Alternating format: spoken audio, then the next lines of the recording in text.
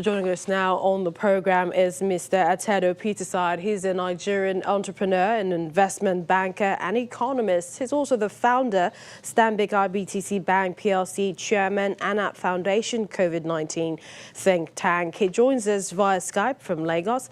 I would like to welcome you. Thank you for joining us on the program, Mr. Peterside. Let's begin by asking, but perhaps first establishing that you've expressed your points of views on the efforts of the federal and state government since the beginning of the coronavirus pandemic. We've had a lockdown in place and it's eased since last week, yet we are witnessing more and more COVID-19 cases. What's your take on the strategies of the government so far? Yes, I think the government is doing more. The governments are trying, and we're getting better all the time. The testing is ramped up nationally. But I think people confuse one thing, that at the beginning, there was very little testing. So the figures we had at the beginning were probably artificially low in terms of confirmed cases. Now that we're doing a lot more tests, of course, we're also finding a lot more people who are testing positive. So it goes without saying that the more tests you do, all things being equal, the more you will find people in the populace who are positive. But to mention as to how well we are doing, I think it's important to emphasize that a complete lockdown is not sustainable. A lot depends on what you think we're dealing with. Is it a sprint or a marathon? If you know it's a marathon, a complete lockdown is not sustainable. It's not sustainable because people will not cooperate after a while because they will die of hunger. So what the governments have been doing is transiting from early efforts at a complete lockdown to partial lockdowns of a type which can be sustained. And the science is there behind all this, because you've got to move to an environment or to an arrangement that you know that your people can sustain, because this COVID-19 fight may last 15 to 18 months. So one has to be very conscious of that and put in place measures that can be sustained at every level. But there have been certain fears from the PTF, and they've also warned of another lockdown if the guidelines are not adhered to. And so if you're saying perhaps sustaining the lockdown might not be possible, how indeed then do you think that we can perhaps help ourselves, take responsibility, businesses and citizens, and perhaps how can government balance the economic realities with the pandemic fight? I didn't hear you very clearly, but I think you were asking about how the government can work with the citizens. I think this battle for COVID-19 has to be a joint fight. The government can never do it alone. And also, what we're talking about, don't forget, is getting the whole populace to change their behavior. This is a campaign to get people to change their behavior. And you cannot achieve that in one day or in 1 week. It's something that has to be sustained. There's a reason why the governor of New York is on TV every day. There's a reason why in most of the countries that have been very successful, communications has also been first class. So the truth is that we have to find our own solutions in terms of communication. And it's not enough to just come out and say, yes, you can threaten people that if they don't obey the partial lockdown, you may take them back to a full lockdown. But I think we all know that full lockdown cannot be sustained. Let me take Lagos, for instance. Lagos cannot feed itself. So you can never have a complete lockdown. The reason they could have a complete lockdown in China, in Wuhan, was because the rest of China, or the Chinese government, could deliver everybody's needs to their front door. If you can deliver everybody's needs in terms of food, provisions, and healthcare to their front door, then you can have a sustained lockdown. But in Nigeria, we're always beyond us. So I think what the government is doing, well, it's good to remind people that you're giving them some freedoms which you can pull back. But you cannot pull back all those freedoms completely, because at the end of the day, the only lockdown that you can sustain is one that has the cooperation of the people. Well, Mr. Peterside, when you hear of the projections from the model of the Lagos state government saying that in July we might be having 90,000 to 120,000 cases, looking at Lagos as an example, don't you think that a lockdown might reduce those projections?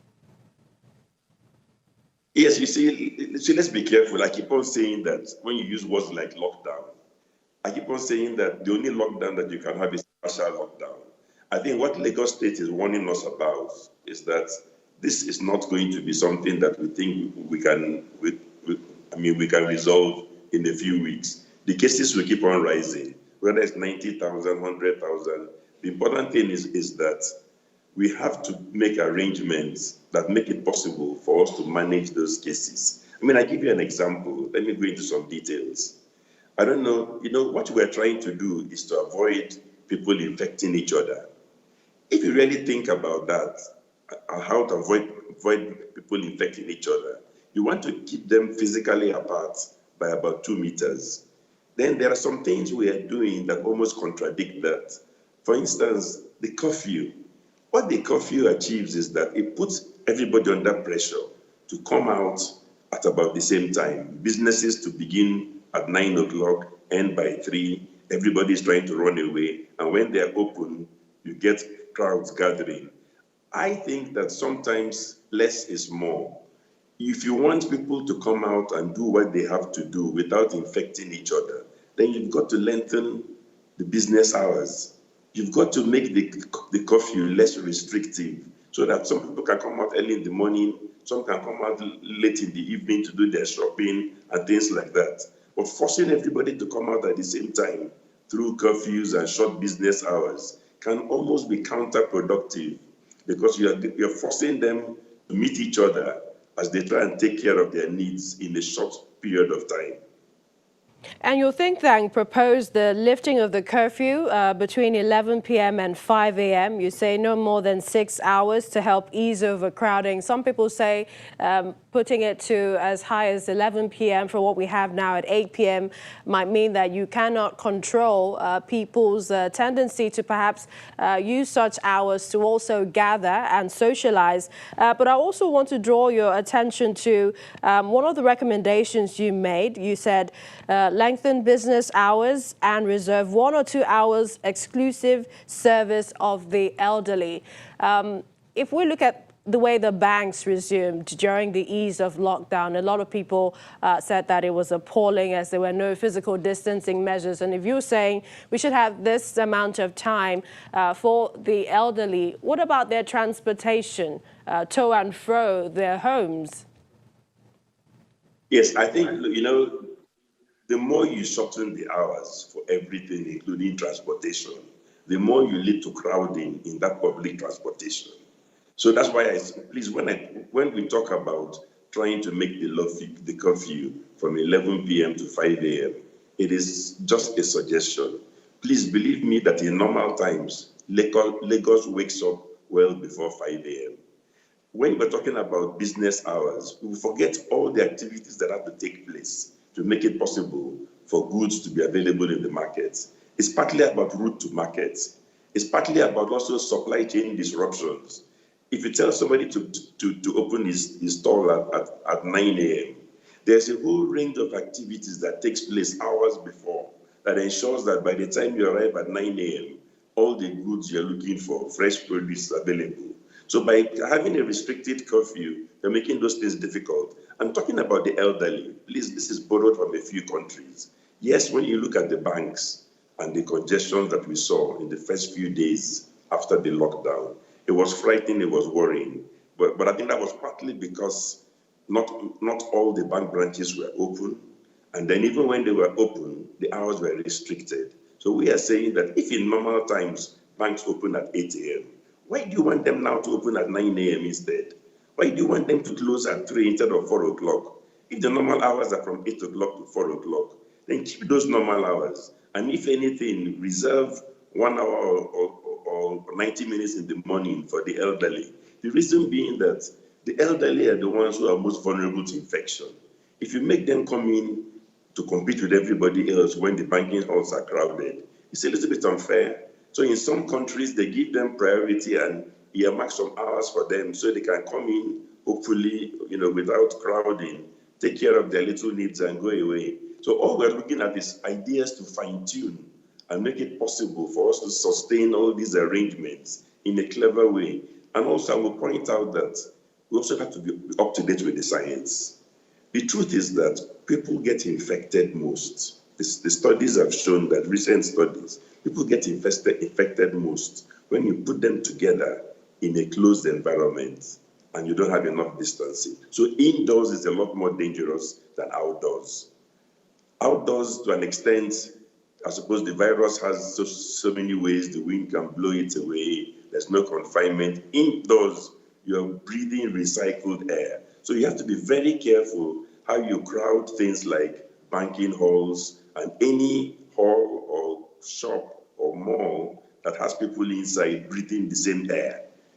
The open markets are a little bit better. So the argument for saying the open market should open for longer is so they can get their supplies in easily and make all the arrangements for the supply and resupply during the business day, and to make it easier for people to come and shop or come to market at different times the whole day long.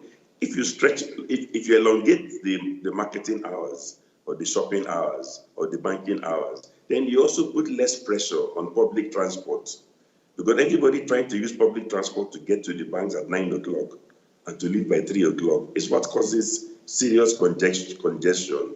And in those congested buses, even if you say that they should not operate with a full crowd, the truth is that the curfew puts them under pressure, and people in the bid to get home end up crowding the buses in a bid to get home. So I think what we're saying is that let us understand the problem, let's understand the science, let's understand the constraints, and let us begin to modify them slightly in ways things.